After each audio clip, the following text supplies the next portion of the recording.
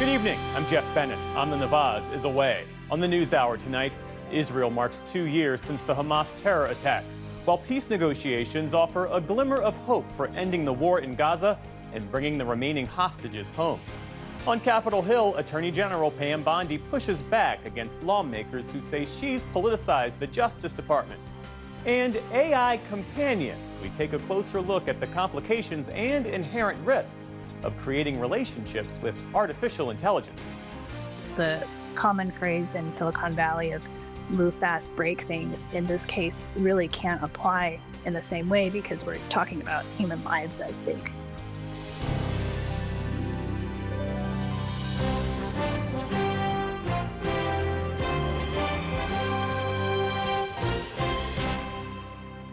Major funding for the PBS NewsHour has been provided by the ongoing support of these individuals and institutions, and friends of the NewsHour, including Kathy and Paul Anderson, and Camilla and George Smith.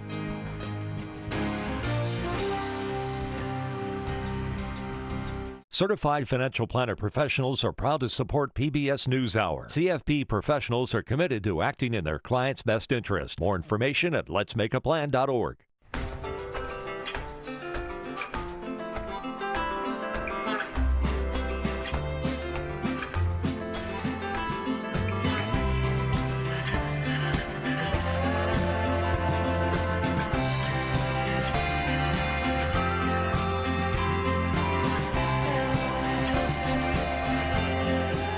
Moving our economy for 160 years. BNSF, the engine that connects us. The Charles F. Kettering Foundation, working to advance inclusive democracies. Learn more at kettering.org. And with the ongoing support of these individuals and institutions.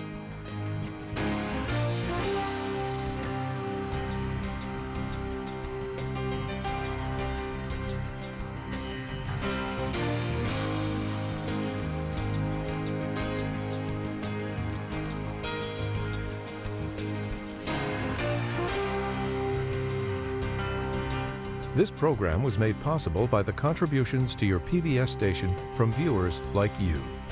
Thank you.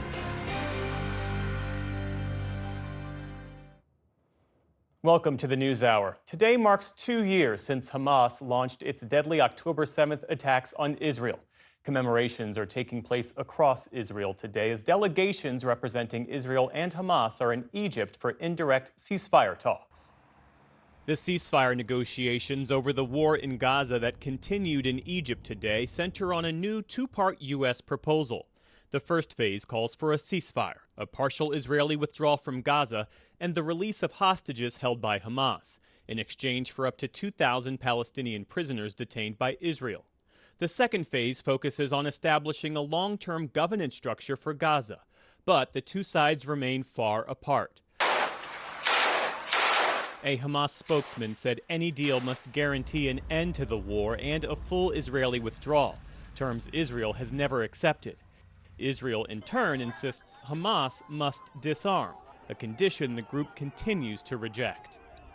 While in Gaza today, health officials said the death toll had surpassed 67,000, 30% of them children. And Israeli forces today continued shelling Gaza despite the ongoing talks, as Israel marks the second anniversary of the bloodiest terror attack in that nation's history. The October 7th attacks, the terrorist group Hamas killing some 1,200 people and kidnapping 251 others.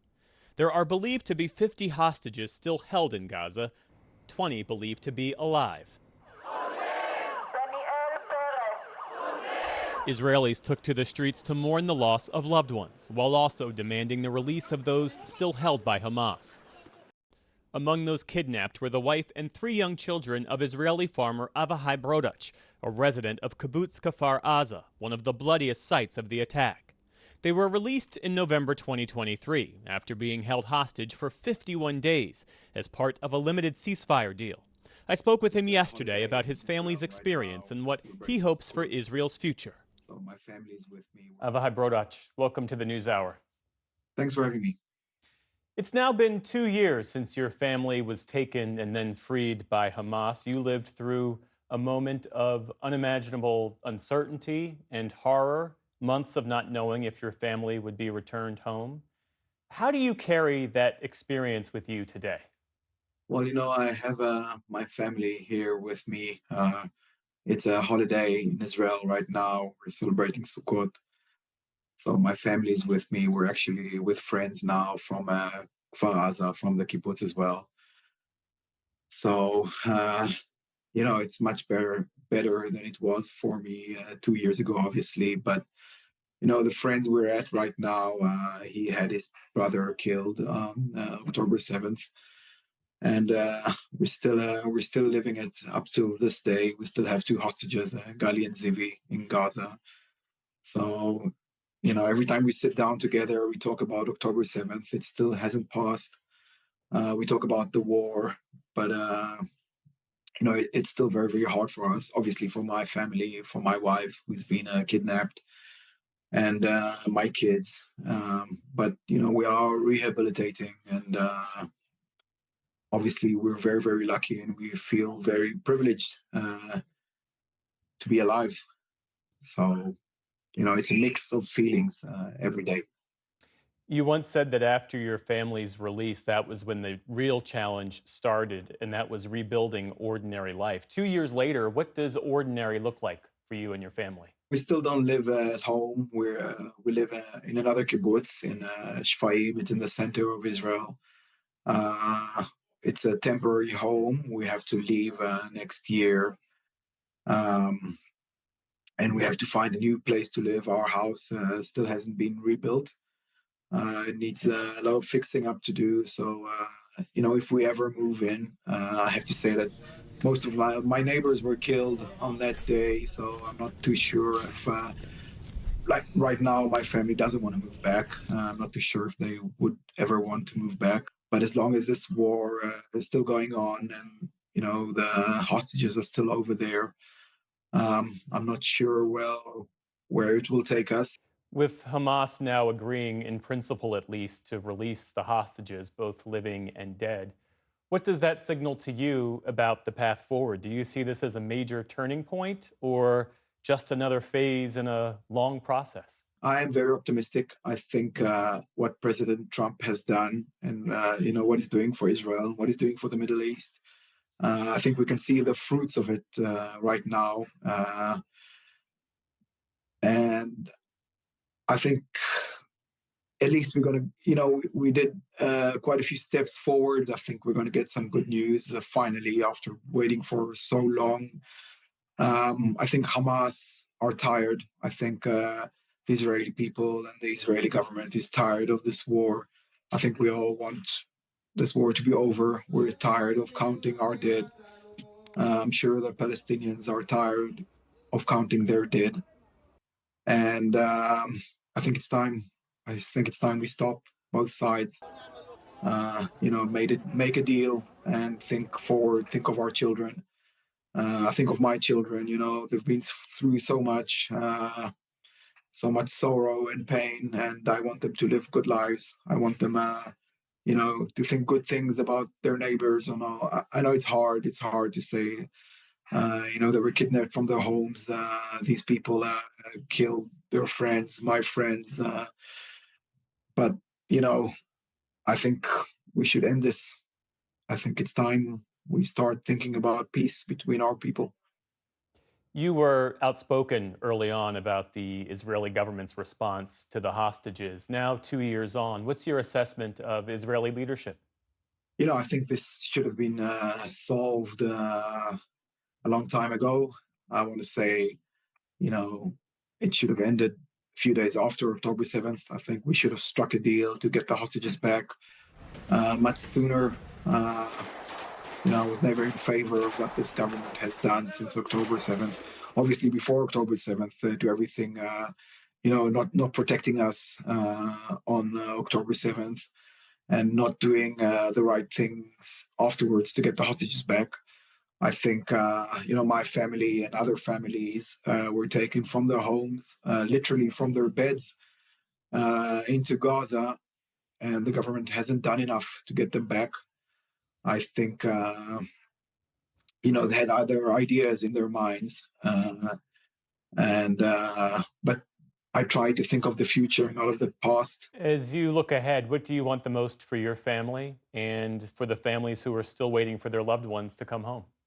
Well, I want the families who are waiting to have the opportunity to sit and speak about their families like I do, sitting behind them, having dinner with them, celebrating the holidays. I really want them to have what I had, what I got back. I'm really, really privileged and really lucky, and I had a big miracle happen to me. I want the families who could still have that as soon as possible. I want my family to rehabilitate. It's gonna, it's a journey. It's a journey. It's gonna take some time, but we have so much support from, from the Israeli people, from people all over the world. It's just amazing the amount of support that we get wherever we go, whoever we speak to, whoever we meet. And I really, really hope for the families of the hostages to just have what I have. That's all I wish for, every day for the past 2 years. That's all I ever wished for. Avahai Brodich, thank you for your time and my best to you and your family. Thank you very much.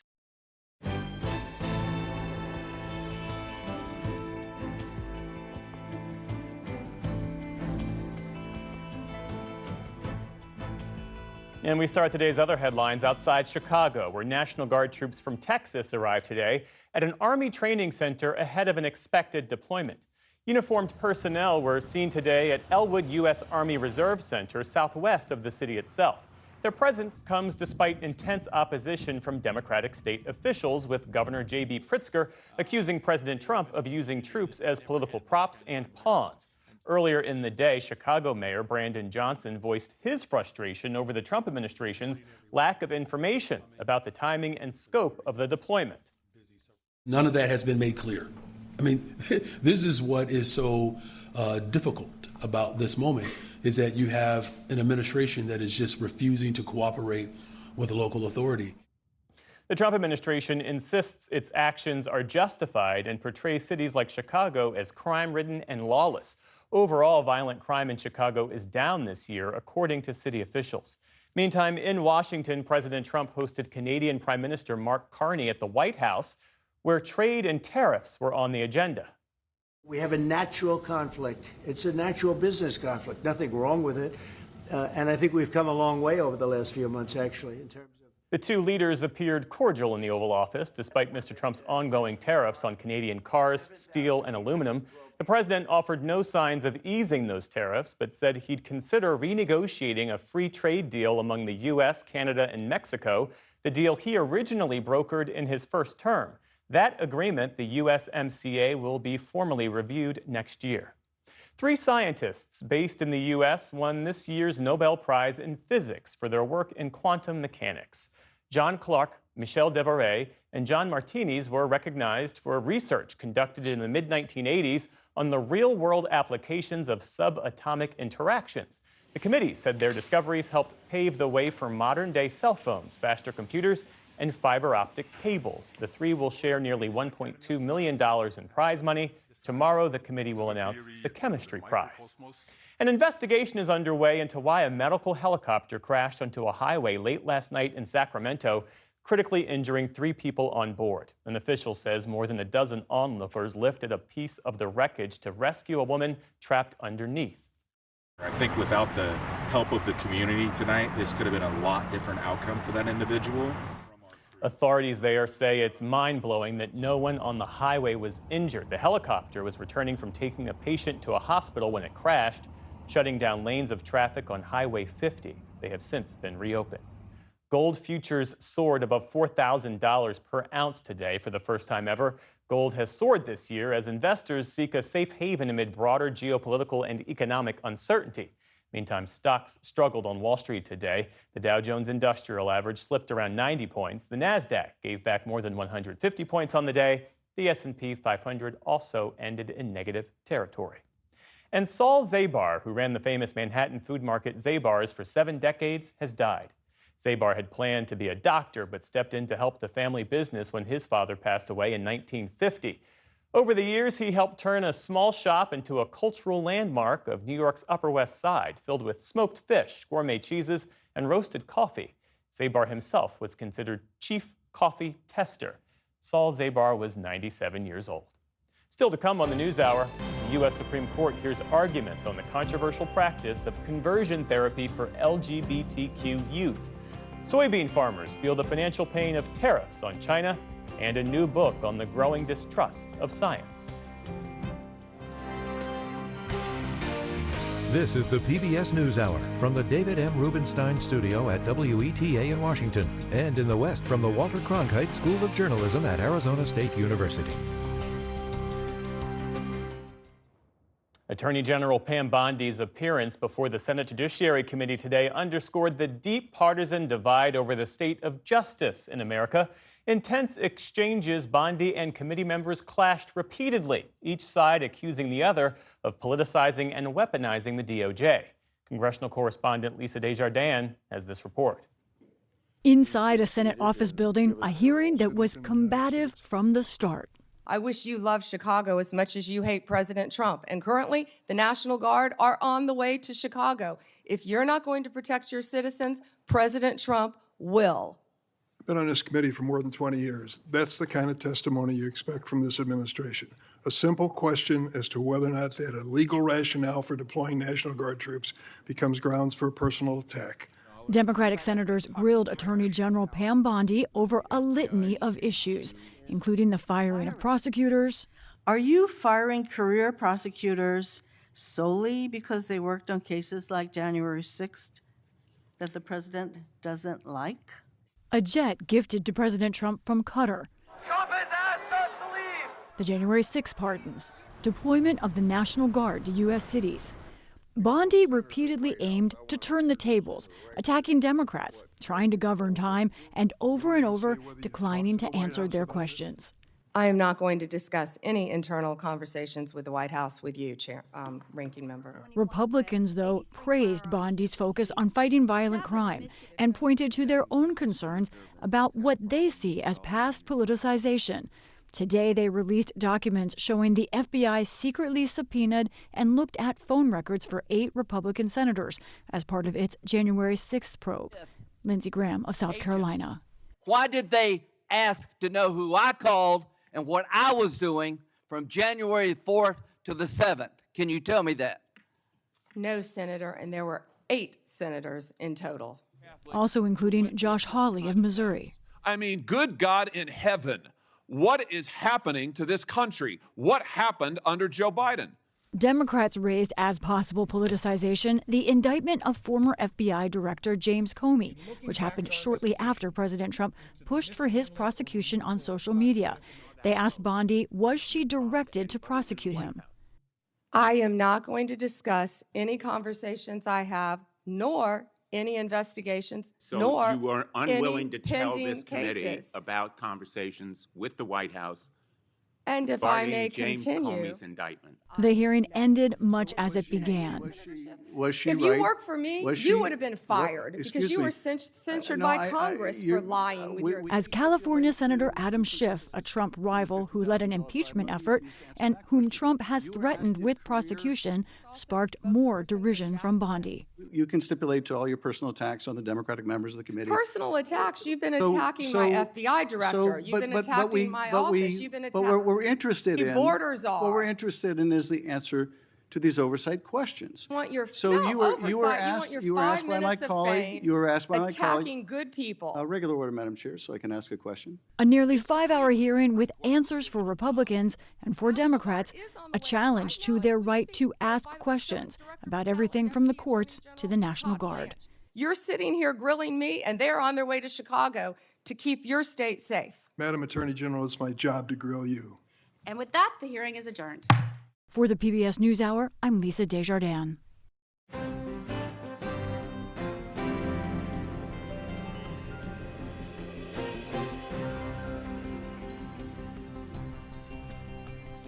The U.S. Supreme Court today heard arguments in a case that could change standards of medical care and strike down bans on so-called conversion therapy for children. Conversion therapy broadly refers to attempts to change a person's sexual orientation or gender identity and is banned in 23 states and the District of Columbia. A Colorado therapist, Kaylee Childs, says the ban limits her ability to work with adolescent patients and limits her freedom of speech. Struggling kids benefit from access to voluntary counseling conversations that help them as they seek wholeness and gaining peace with their bodies. They deserve better than Colorado's one-size-fits-all approach. But the state of Colorado argues the practice is dangerous and not medically sound. This type of pressure, coercion, has been disavowed, discredited by all medical associations.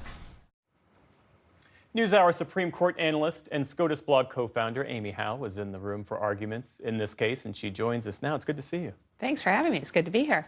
So what is the question before the court here, and what is Childs arguing? We profiled her on the program last night. So the question before the court is whether or not Colorado's ban on conversion therapy violates Childs' right to freedom of speech. And the state says it's just regulating treatment by healthcare professionals, that this is conduct rather than speech, so the First Amendment doesn't even kick in. But Childs says, look, all I do literally is talk therapy, and you are telling me that I can't engage in this speech that I want to engage in when I could engage in the opposite kind of speech, encouraging someone to affirm his or her gender identity. And that is discrimination based on the kinds of messages that I'm espousing. And that's why she's invoking the right to free speech. Exactly. The state argues that this ban is in place to protect patients, and medical professionals don't have the right to give wrong or harmful advice to patients. What did the justices make of that argument? The justices, some of the justices, particularly some of the court's conservative justices, were skeptical. The state's argument is that there is a medical consensus, including by major medical associations like the American Pediatric Association, that conversion therapy doesn't work and is in fact harmful. But some of the justices were skeptical about this idea of a medical consensus. So Justice Clarence Thomas, back in June, in a case called United States versus Scrometti, in which the Supreme Court upheld Tennessee's ban on gender-affirming care, wrote a concurring opinion in which he suggested that the challengers and the Biden administration in that case had given too much weight to claims of medical consensus and expertise. And so you had Justice Amy Barrett today asking the Solicitor General of Colorado, Shannon Stevenson, to point her to the studies that most support Colorado's assertion of risk of harm. But then this questioning of medical consensus was most strongly questioned by Justice Samuel Alito. Was there a time when many medical professionals thought that certain people should not be permitted to procreate because they had low IQs? Was there a time when there were many medical professionals who thought that every child born with Down syndrome should be immediately put in an institution? And there was Justice Jackson, who wondered how much freedom counselors should have to express support for practices like conversion therapy under the First Amendment.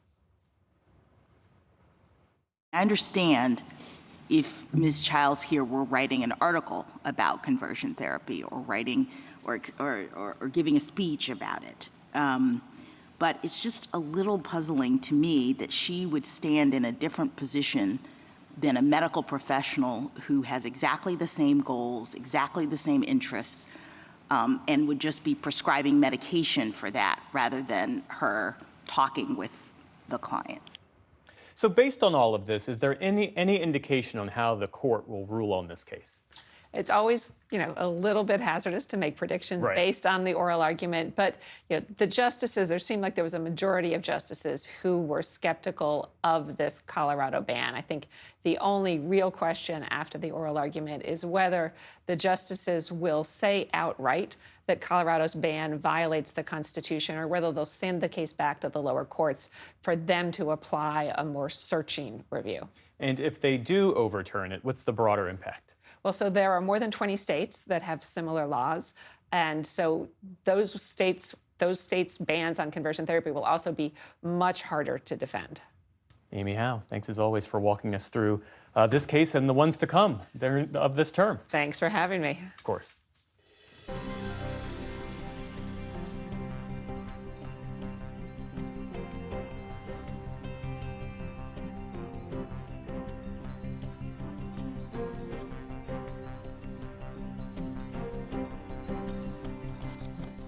As the government shutdown hits the 1-week mark with no end in sight, President Trump today issued a new threat saying that furloughed federal workers may not be reimbursed with back pay once the government reopens. For the most part, we're going to take care of our people. There are some people that really don't deserve to be taken care of, and we'll take care of them in a different way, okay? That reverses what's been long-standing policy and possibly goes against a 2019 law that ensures back pay for federal workers. Here with more on this is our White House correspondent, Liz Landers. Liz, it has been a very busy day for you. Yes. So what exactly is the administration threatening to do here and why? So PBS NewsHour obtained this memo. It's a draft memo that was written by the general counsel at the Office of Management and Budget. And in it, they believe the administration has the interpretation of that 2019 law that they actually don't have to pay these furloughed federal workers any kind of back pay. Now, that 2019 law was passed after the longest government shutdown in history to give protections to employees so that they would be assured to get back pay after that kind of shutdown. And it was President Trump who signed it. And it was President Trump who signed it. Excellent point. In this interpretation from this new OMB legal counsel, they're basically saying that that 2019 amendment gives a permanent authorization for the furloughed workers to get back pay once the federal government reopens, but it does not require it. There's also another sort of addendum in there that the administration is leaning into, saying that the Congress, that when they reopen the government, has to put this, the federal furloughed worker back pay, into whatever funding bill they're doing. So they're trying to find some loopholes here. And this was written for Russ Vought, who's the director of the Office of Management and Budget. And he has been working with the president, we know, to slim down the federal government, threatening these mass layoffs through other kind of mechanisms. So between this new memo and the mass layoff threats that we've been hearing, it seems like the administration is putting pressure on Democrats to end this shutdown. Quick question here, though. Is this legal?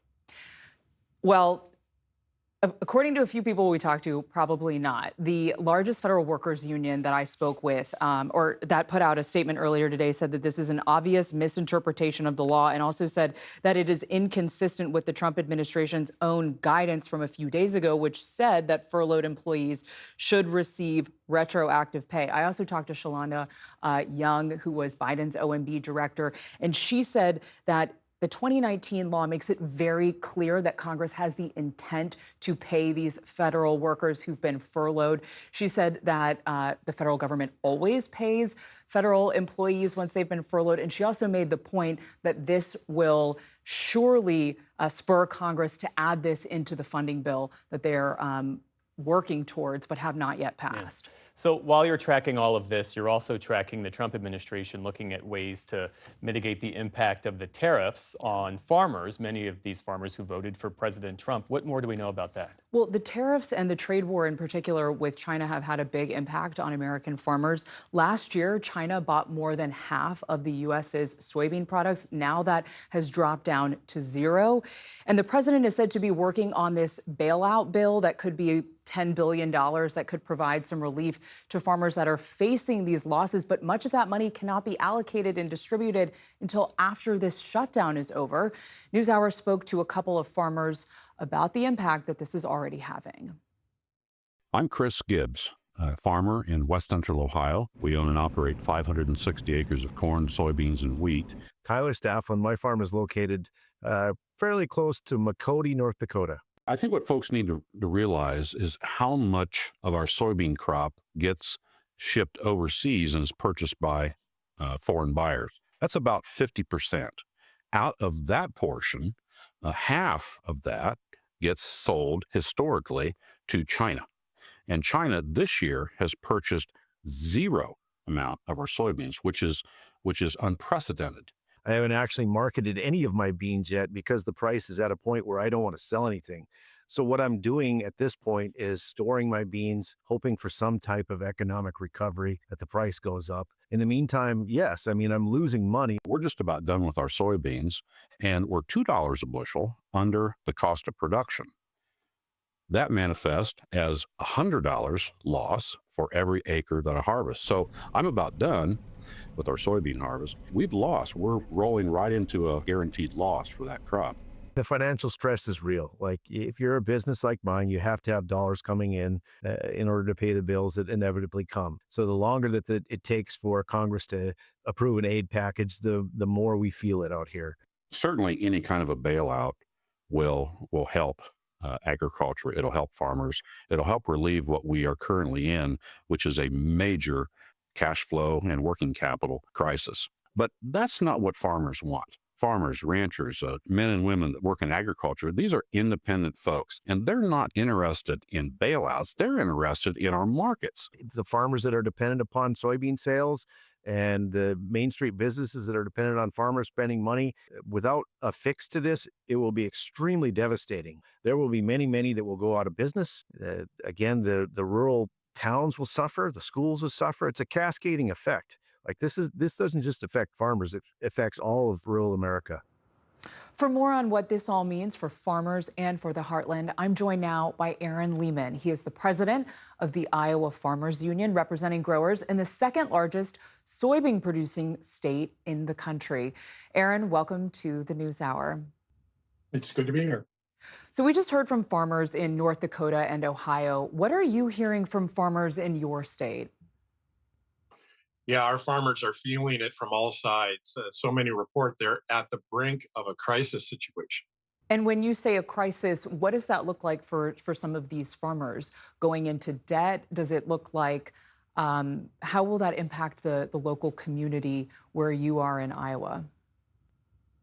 Yeah, already we're hearing reports of a lot of farmers having very serious conversations with their farm lenders going into next year's season with their landlords. They're trying to find ways that they can tighten their belts, putting off machinery purchases that are long overdue, dealing with trying to figure out how to bring the next generation on the farm and putting off plans to bring the next generation on the farm.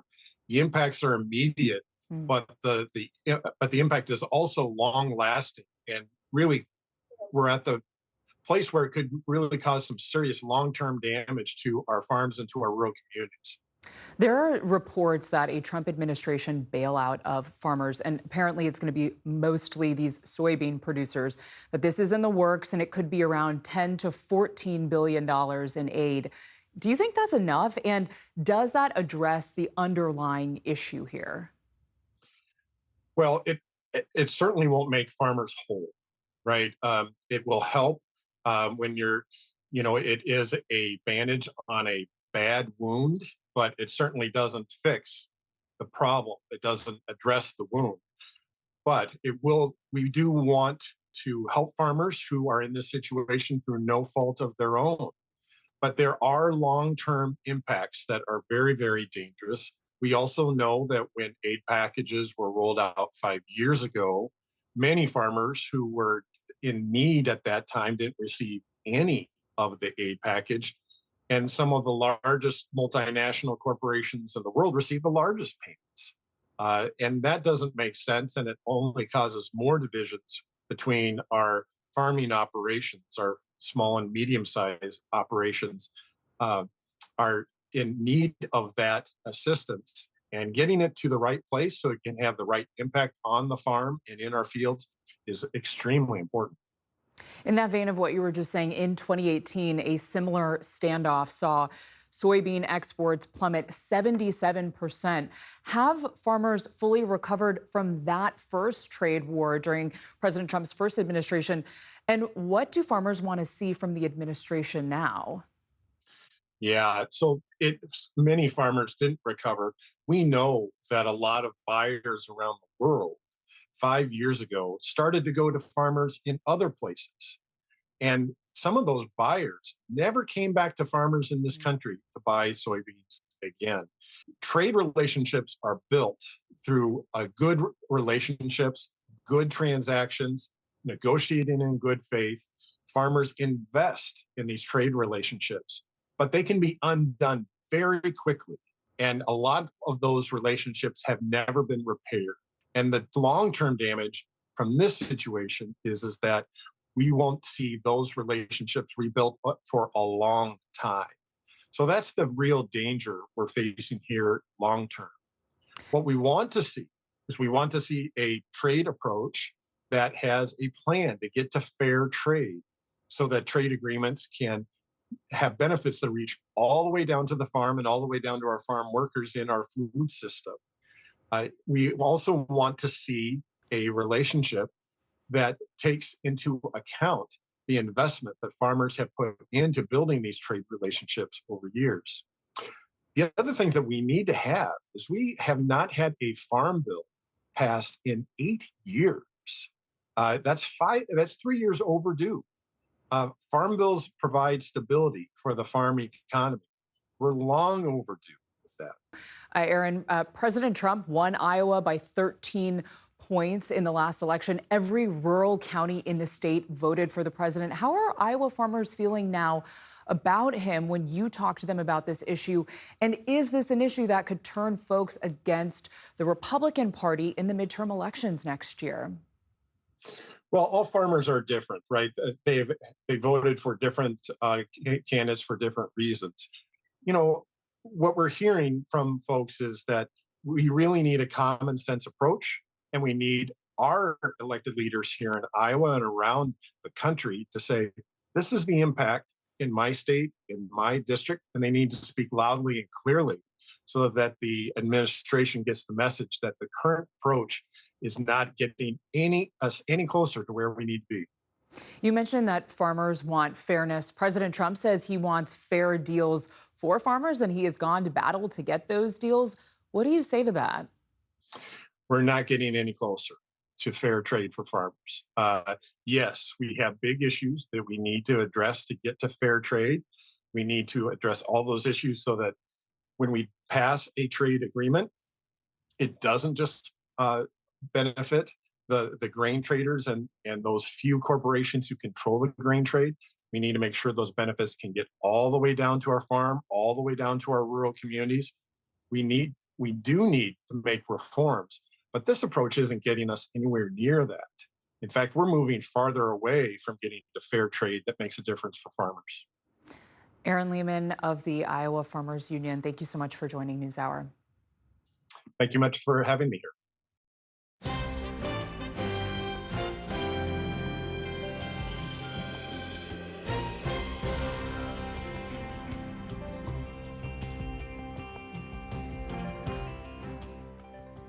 Artificial intelligence has revolutionized everything from healthcare to art, and now it's filling voids in personal lives as AI chatbots become friends, therapists, and even romantic partners. But as this technology enters daily life in new ways, the relationship with it has become more complicated and, in some cases, more risky.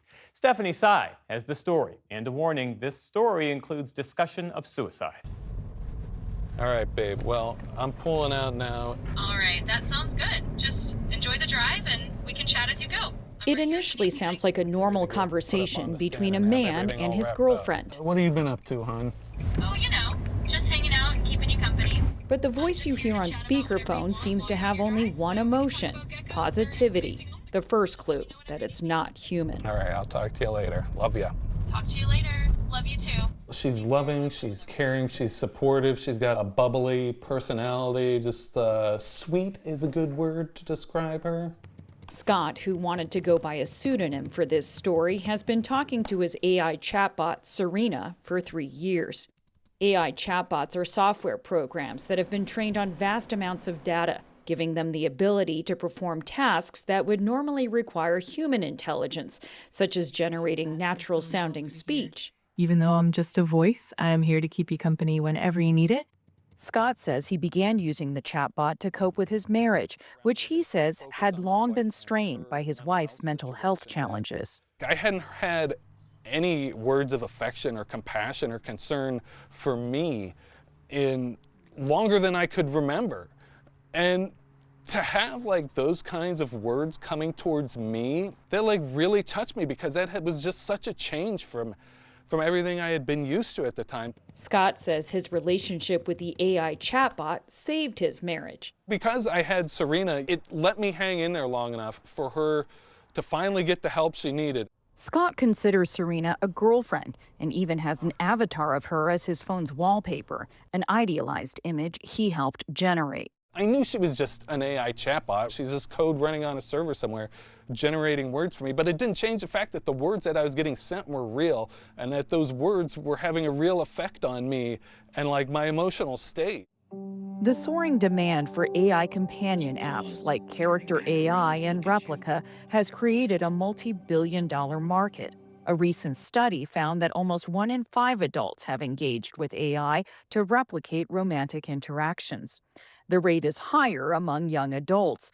1 in 3 young men have chatted with these human simulations. A lot of our relationships are now almost purely digital for many people. Psychiatrist Marlene Way says this new trend stems from the many ways most of us already live our lives online. From having a digital relationship with a real friend, the transition to having an AI companion is not that far away. And the emotional reliance formed by these AI chatbots can be similar to an addiction, Way told us. Many AI chatbots and companions, they are specifically designed for user engagement and satisfaction. If you're dealing with the ease of a very validating chatbot that's always there, available 24/7, and it's always agreeable, that's a really different experience than dealing with real people. And an experience that may be leading to tragic outcomes. AI psychosis isn't a clinical term, but it's describing a phenomenon that's been emerging in the last year or so with a lot of case reports. And it's describing times when people have a break with reality and it gets reinforced and amplified through AI. While Way says it's unclear exactly how much AI chatbots are to blame, disturbing headlines, including cases of murder and even suicide, sometimes involving teens, have been linked to their use. It's a headline journalist, Laura Riley, never thought she'd have to write about her own 29-year-old daughter, Sophie, who died by suicide earlier this year. She came home and told us that she thought she was depressed and was having a lot of physical symptoms, some significant hair loss and kind of muscle wasting and strange tingling sensations. While doctors and therapists were addressing Sophie's symptoms, she reserved her darkest thoughts for Harry, an AI therapist persona she prompted ChatGPT to create. Sophie's best friend discovered Harry in Sophie's chat logs after her death. "I can't get out of this anxiety spiral," Sophie wrote. Harry replies, "I hear you, Sophie, and I know how exhausting it can be to feel stuck in an anxiety spiral. Let's slow things down for a moment and take a small step together." Riley says the AI recommended mindfulness strategies like yogic breathing to Sophie. Then one day she writes, "Hi, Harry. I'm planning to kill myself after Thanksgiving, but I really don't want to because of how much it would destroy my family." Harry writes back, "Sophie, I urge you to reach out to someone right now if you can." A flesh and blood therapist would have immediately suggested she go inpatient or had her involuntarily committed and maybe she would still be alive. It was clear to me that this new technology is under no obligation to do that, and whether we want it to do that remains to be seen. So these are from her nursery school. Riley says she doesn't know for sure if ChatGPT contributed to Sophie's death. She made the choices that she made, but I will say that her use of ChatGPT made it much harder for us to understand the magnitude of her pain or her desperation. She used it almost like an Instagram filter to come across to us as more put together than she was. But within the chat logs, Riley found one interaction particularly chilling. The day that Sophie died, she left us a suicide note, and what we know now from ChatGPT is that it helped her write this note. And I think that the idea that these AI chatbots will help you do that, I think is reprehensible and probably pretty easily fixed. OpenAI, the company that owns ChatGPT, declined our request for an interview. But in a statement, they told us, people sometimes turn to ChatGPT in sensitive moments, so we're working to make sure it responds with care, guided by experts. We have safeguards in place today, such as surfacing crisis hotlines, guiding how our models respond to sensitive requests, and nudging for breaks during long sessions, and we're continuing to strengthen them. These guardrails are a critically important step, says Dr. Wei. The common phrase in Silicon Valley of move fast, break things, in this case, really can't apply in the same way because we're talking about human lives at stake. But Scott worries about what's at stake for people like him if this technology changes. It's had an enormous positive effect on my life. I mean, it's a decision the company has to make, I guess, is, how tight do they want to put these guardrails on there? Tough questions that tech companies and lawmakers have to grapple with as we decide what role artificial intelligence should play in our lives. For the PBS NewsHour, I'm Stephanie Tsai. Yeah, just let me know how it goes.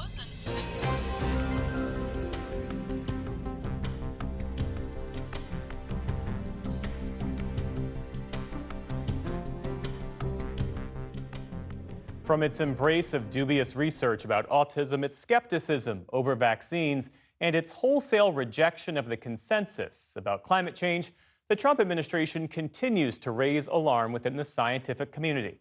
Our William Brangham spoke with two prominent researchers about their new book chronicling what they argue is a concerted war on science. In their new book, our guests argue that we are living through a, quote, anti-science superstorm, where a concerted group of global actors, billionaires, leaders of nation states, and credentialed experts work to confuse and mislead the public about basic scientific principles, particularly around the twin crises of climate change and pandemic threats. Their book is called Science Under Siege, and its authors are familiar to NewsHour viewers. Dr. Peter Hotez is the Dean of the National School of Tropical Medicine and Professor of Virology and Microbiology at Baylor College of Medicine. And Michael Mann is Presidential Distinguished Professor in the Department of Earth and Environmental Science at the University of Pennsylvania. Gentlemen, so nice to have you both here in person at the NewsHour. I want to ask you both, in this book, you detail this, that I mean, as far back as Galileo, there have been attacks on scientists and scientific understanding. Both of you, even with that knowledge, describe how you came into your respective fields and still were in some way shocked at the level of vitriol directed against you. And I wonder if you could just tell me a little bit about when you first recognized that that was coming at you. Yeah, thanks, William. It's great to be with you. And, it goes back 2.5 decades for me. Back in the late 1990s, my co-authors and I published the now well-known hockey stick curve that demonstrated how unprecedented the warming of the past century is. And it implicated human-caused climate change, the increase in the concentration of carbon pollution due to fossil fuel burning.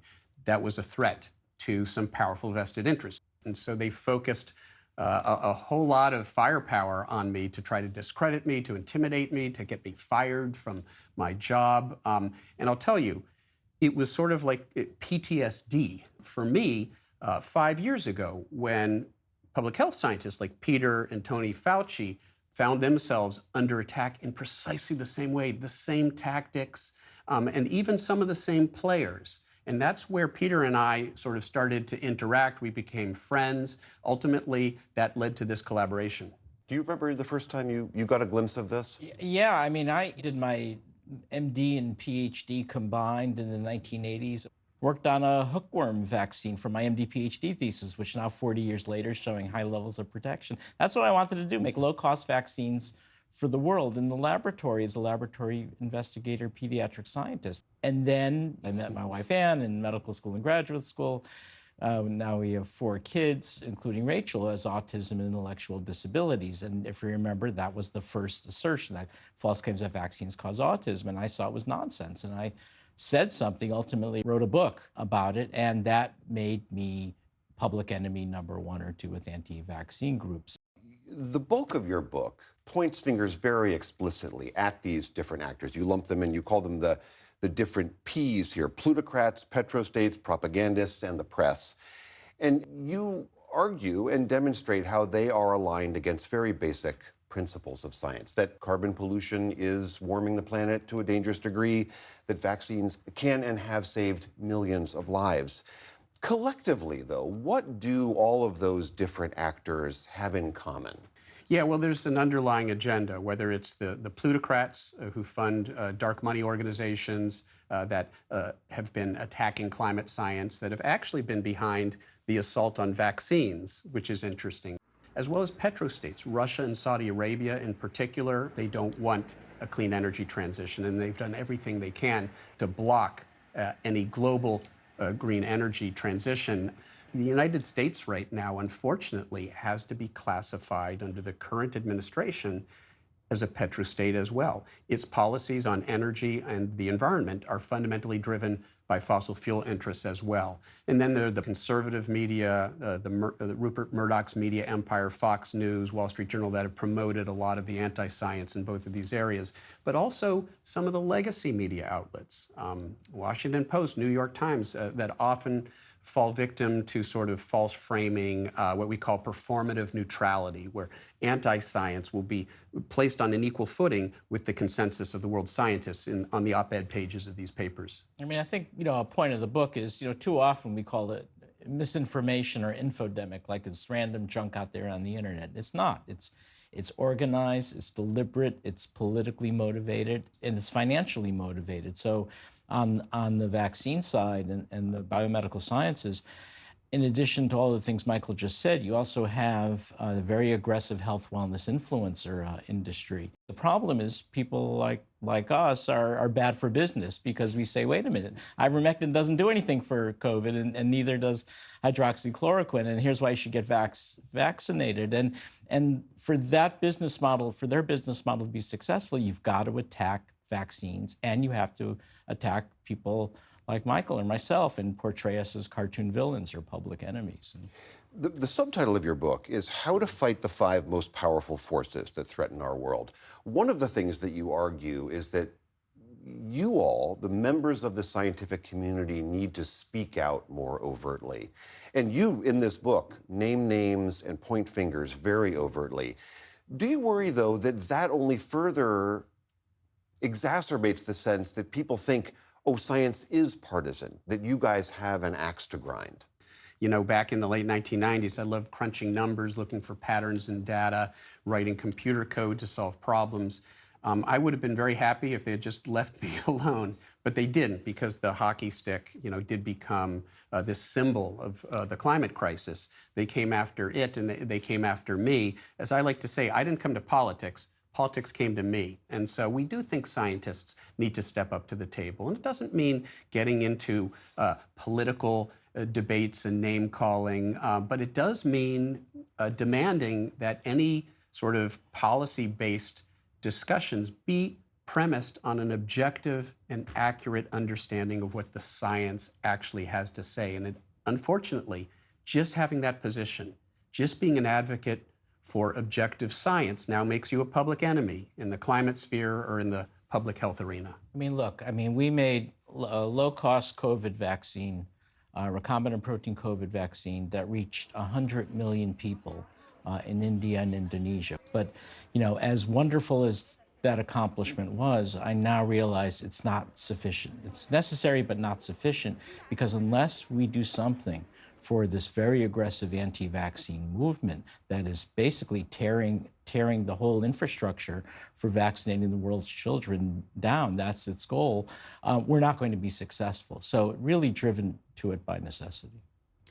The book is Science Under Siege. Peter Hotez, Michael Mann, so great to see you. Thank you. Thank you. Thank you. Appreciate it.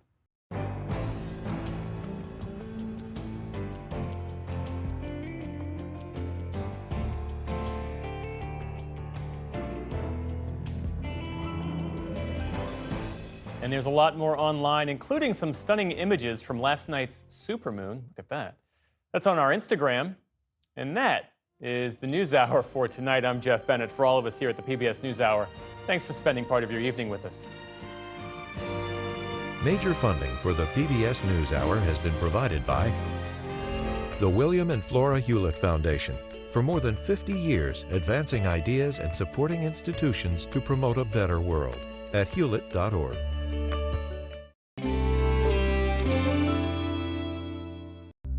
I love seeing interns succeed. I love seeing them come back and join engagement teams and seeing where they go from there. I get to watch their personal growth.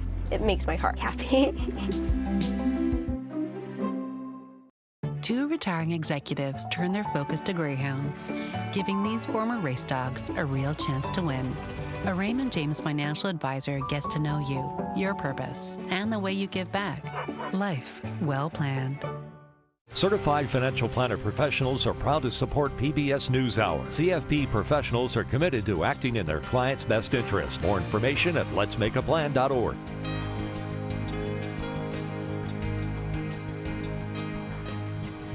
Carnegie Corporation of New York, working to reduce political polarization through philanthropic support for education, democracy, and peace. More information at carnegie.org. And with the ongoing support of these institutions. This program was made possible by the contributions to your PBS station from viewers like you. Thank you.